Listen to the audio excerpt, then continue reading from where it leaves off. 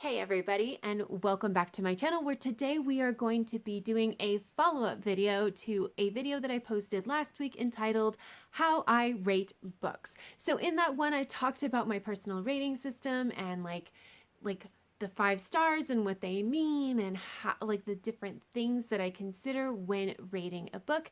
And this video is all just completely concrete examples. I'm going to talk about books that I have read and how I rated them and why I rated them, so that if you are interested in kind of calibrating to my personal system, you can absolutely do that. But there are a lot of books to talk about, so we're going to jump right in, and we are going to start with the one book that I can talk about that I rated 1 stars. So 1 stars for me is basically a thanks, I hate it. Usually it's a book that is basically all problems all the time. Nothing is really good, or it's problematic in some way. But the book that I chose for this, where I actually remember why I rated it 1 stars, is Mastiff by Tamara Pierce. And this is the third book in the Becca Cooper series, which is a young adult fantasy series.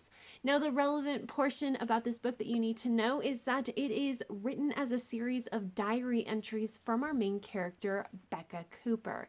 Now, this is important because for the audience to know about the various details, Becca has to, one, notice it, and two, find it important enough to record it in her diary, which did become a bit of a problem for the ending of this book. Now, obviously, no spoilers, but essentially, Tamara Pierce chose to have an incredibly bold ending. And it was one of those kind of bold endings where you absolutely need to do the work to lay down the pieces ahead of time for there to be reader buy-in. Otherwise, there's going to be a lot of blowback. And honestly, even if you lay the pieces correctly, there still might be some blowback. And unfortunately, as a reader, I didn't see any of the pieces. Now, I don't know if that's because the pieces were not in place or because I just did not pick up on them. Now, I will say that even though my reading comprehension has definitely improved since I read this book, I also read it when I was in my early 20s. My reading comprehension was not that bad, especially for a YA book. And so for me, I just don't think that the author did it well. And this is the kind of ending where you need to do it well. And so, like I said, I don't know if maybe it was just that there was some stuff going on in this world that Becca didn't notice and didn't write down, or what, but the setup was definitely not there for me. Now, so this was a really bad ending, right? But what makes it a 1-star read for me is that I not only hated this ending, but it made me hate the book, it made me hate the series, and I no longer trust Tamara Pierce as an author. I actually haven't read any of the new stuff that she has written because I don't trust her anymore. And that's a huge thing. That's a lot. So, I have actually tried to psych myself up to read the Becca Cooper series again, just to see if maybe I missed some of these things, and I can't even bring myself to do it. I hated this ending so much. So it's very much a thanks, I hate it. So that is very much a 1-star read for me. So moving into 2 stars, I have a couple examples of this. 2 stars is very much an I don't like it. There are a lot of problems with it, more problems than not, but I don't hate it. It's just nothing about it is really good. And so we're going to start with Parallel by Lauren Miller. Now, this is a young adult science fiction, alternate dimension travel kind of story. And it was pretty much a 3-star read for me. There were some good things going on, but there were some things that could have definitely been done better. And then I got to the ending, and there were 2 problems with the ending. The first is that it is a surprise romance, and I have very strong feelings that it should never be a surprise romance. I understand that you can have strong romantic elements, but the ending should not be necessarily be a romance ending unless it's a romance book. But the other part of it is that after this romance ending happened, the author had some very definite things that they wanted to say about fate and destiny. And the way that it was written was just very poorly done. It came off as preachy. Like, I need to tell you these things about fate and destiny. And so it kind of put my hackles up anyway, because of how it was executed, what was being said, especially, which is a little bit more personal, but also how it was being said was poorly done. And even what was being said was not supported by the text. And that was something that really, really bothered me. And it was like honestly tripping at the finish line. It was like, man, you were an okay book until this point, and now I'm just kind of mad. Like, I don't hate this, but I do kind of regret reading this because, like, it was just not a good ending. And then you have the occasional book that is, again, very 3 stars in most of the components, but one thing is just badly done. And for this, I chose Aragon by Christopher Paolini. So I have said this a lot recently because I've been reading this series recently, but essentially the characters, the plot, the world building, it's all 3 stars. It's nothing super unique or original. It's fine. It's it's fine. Like, it's so aggressively fine. It's like the execution of it is not spectacularly done, but it's not generally poorly done. It's not great, but it's not bad. It's just fine. It's very 3 stars, right? Except for the writing style, which is badly done. So, especially in the first book, the writing is incredibly clunky. There's a lot of info dumping, especially at the beginning as we're setting up the world. It's overly descriptive, which is more of a personal preference for me. I don't really like overly descriptive writing, super descriptive writing. It just gets to be too much for me. But even apart from that, it's just incredibly clunky. It needed editing so badly. And because of how much description, how much information was given in this book, it ended up being 500 pages. And because of all of these things, it slowed down the pace tremendously. So something that was an okay 3-star plot was like not fun to read because it was so mind-numbingly slow. And so the writing took this book that was essentially a 3-star book that could have been fine to read and made it just a slog. And I ended up just not liking it for that reason. And then the last example I have for 2 stars is Bump and Run by Edward Taft. And the reason that I ended up giving this 2 stars is because it basically delivered on none of the promises. So nothing was done well. So the author describes this as an erotic golf thriller, and it's none of those things, essentially. So basically, so for the erotic portion of it, I don't know if he means actual erotica or if he means like steamy romance. Either way, it doesn't work, because if you're looking for erotica, the sex scenes are very vanilla, very poorly written, and honestly more focused on the male pleasure than, having equal pleasure between the 2 partners. So it's not great erotica. And if you're thinking, and if it was supposed to be a steamy romance, well, a romance really is more about the emotional connection.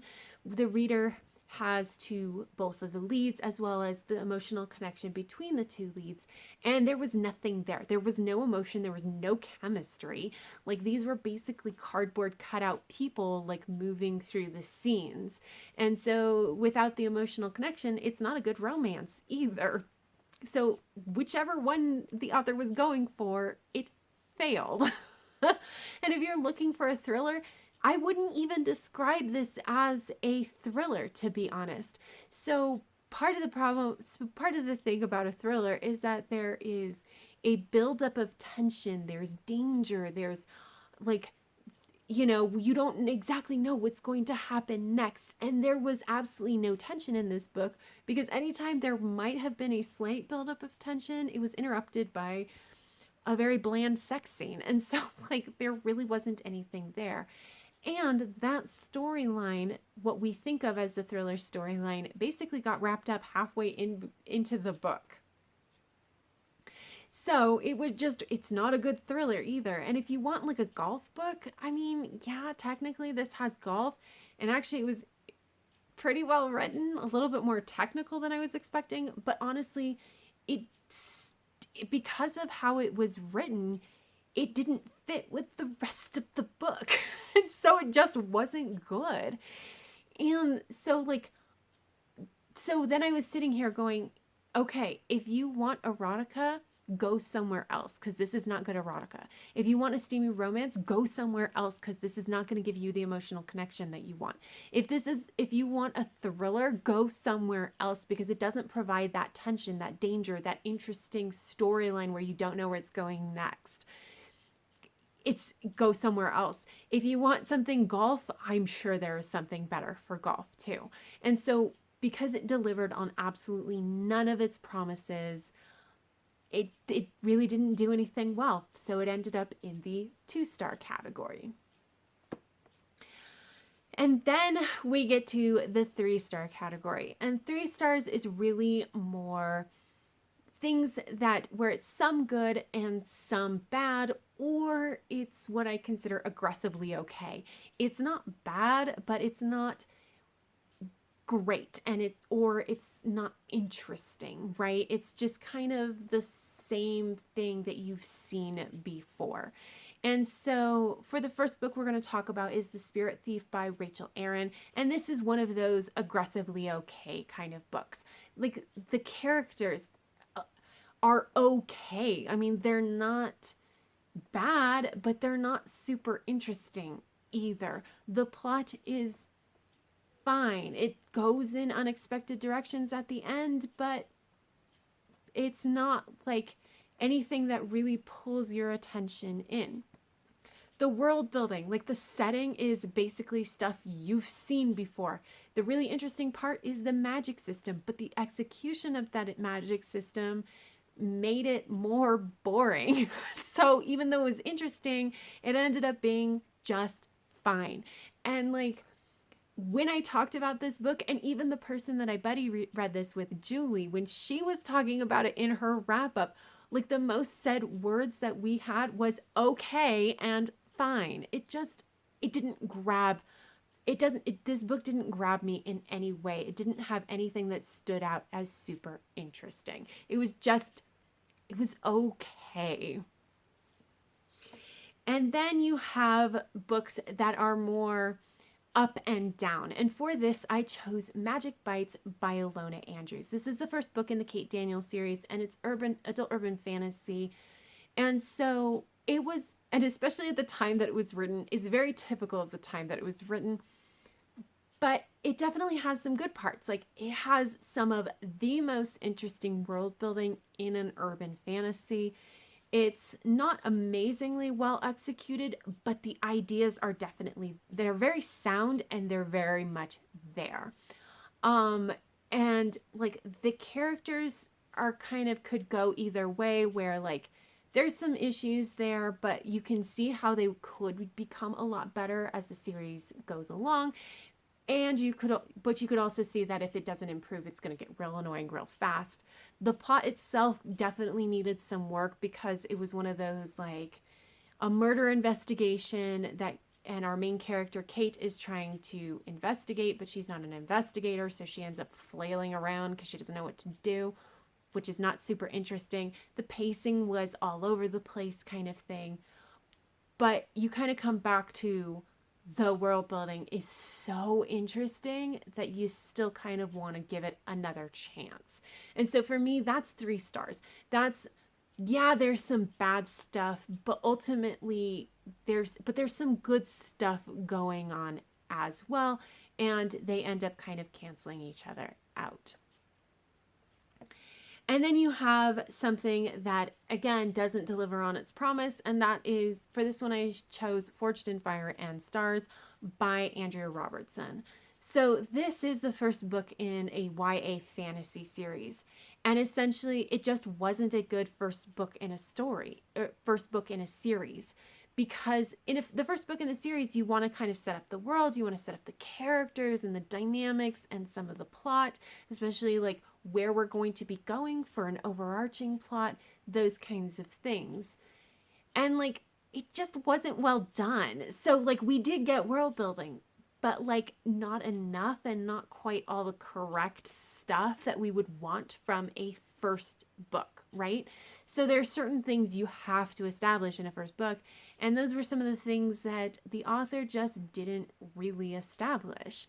The characters were okay, but like it wasn't quite good enough. So it was just all these things where like the author definitely laid the foundation for this book, for this world, but it's all very shaky. And so it needed more work. When I reviewed this, I said that this would have been an excellent prequel. And so hopefully that helps you understand like what I mean by not enough of the things you need, because a prequel doesn't explain things like some of the world building things or the characters or the relationships or anything, because you already know them from the main series. So it doesn't need to spend that time on it. And that's really what it felt like. It felt like a prequel. Like we already knew all these things, so we don't need to spend time on it. But it's the first book in the series, and so we actually did need to spend time on it, and this book just didn't. Now, why I ended up giving it 3 stars instead of 2 is that the things that were set up were very interesting. I am really interested in reading the next novel, but it just, honestly, it needed some work.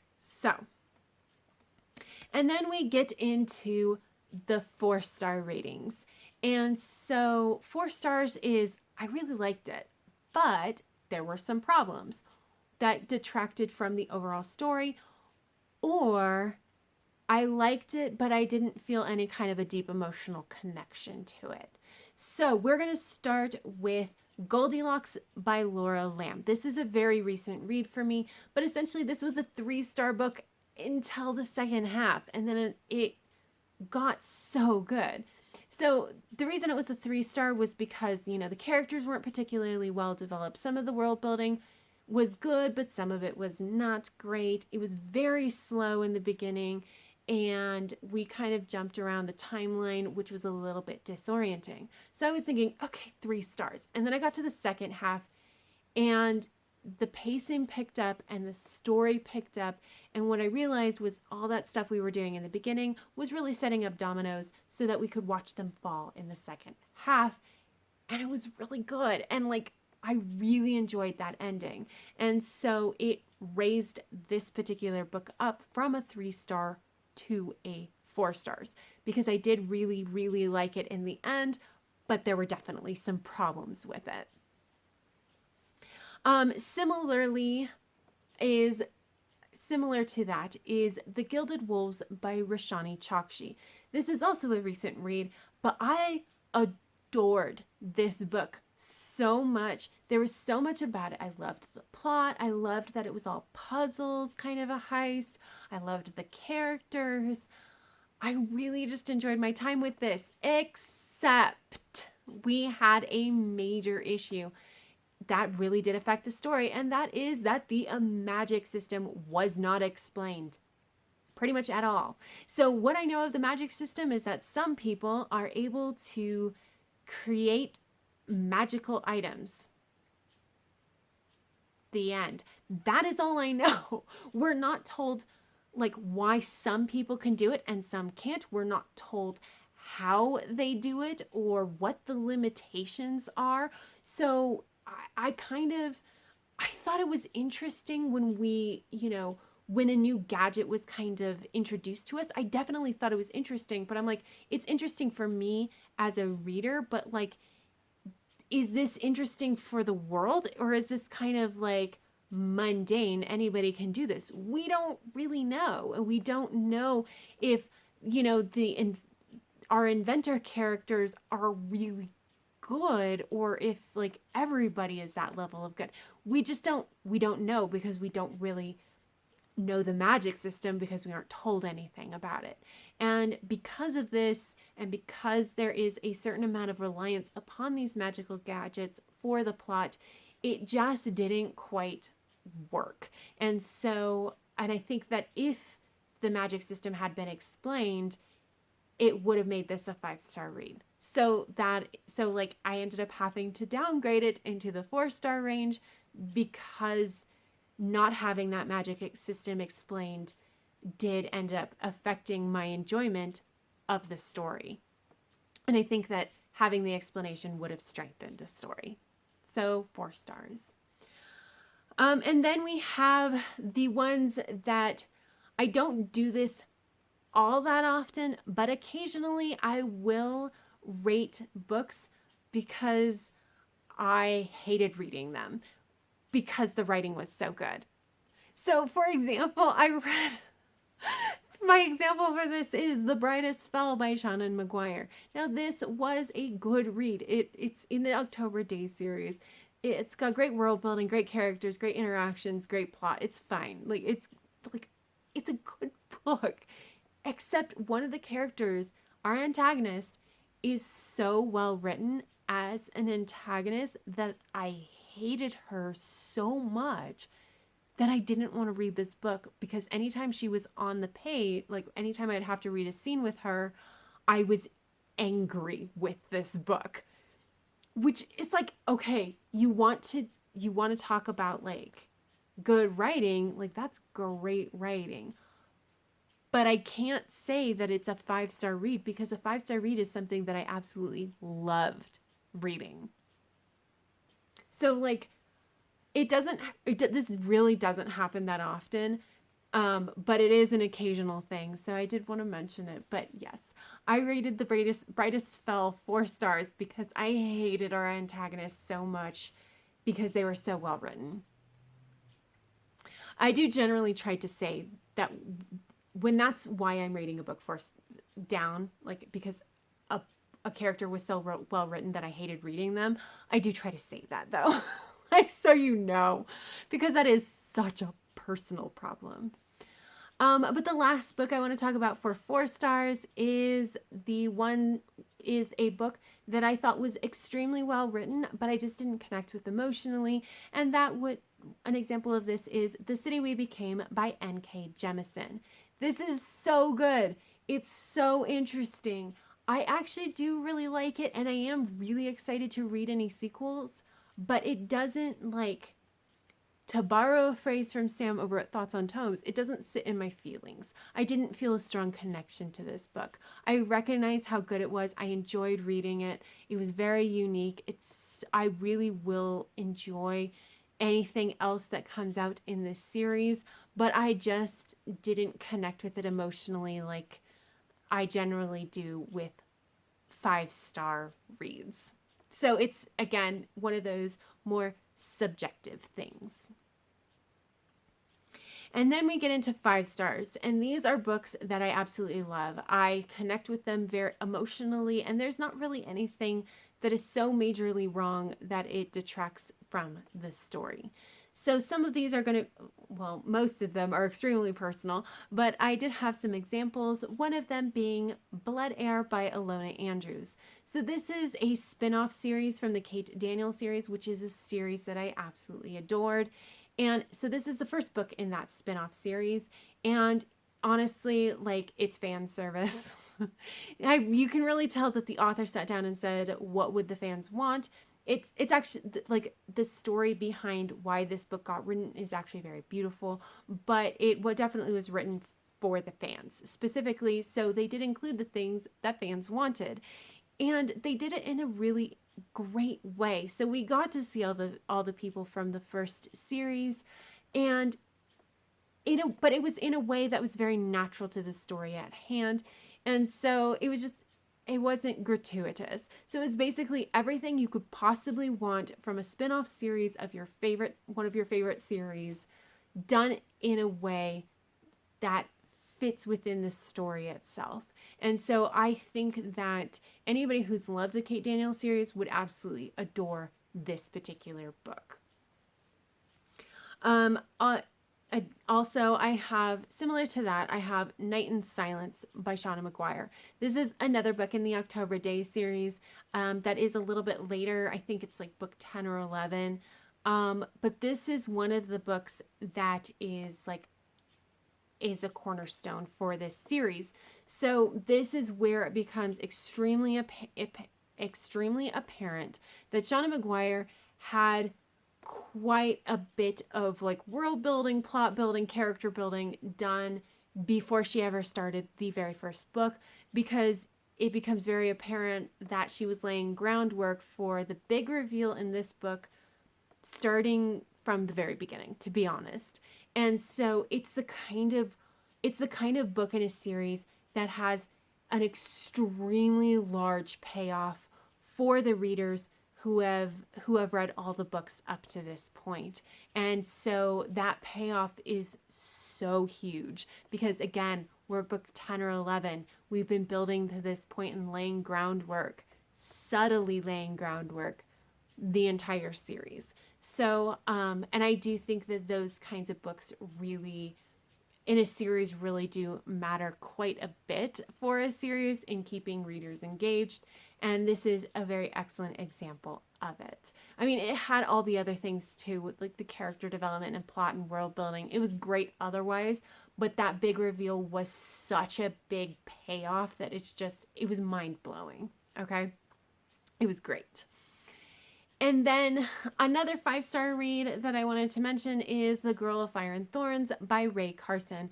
And this is just one where everything was just really well done. The character was believable and relatable and goes through this amazing growth that you get to see and is, again, believable and fairly relatable. And the story is interesting and the setting is fairly unique, and just everything about it is just slightly different than what you have read from YA fantasy, and it's just done well. So I ended up just adoring it and giving it 5 stars. But that is it, you guys. Those are some examples of books that I have rated different, like examples of books for each of the ratings in my rating scale. So hopefully this has helped you kind of figure out real world how I end up rating books as I read them, and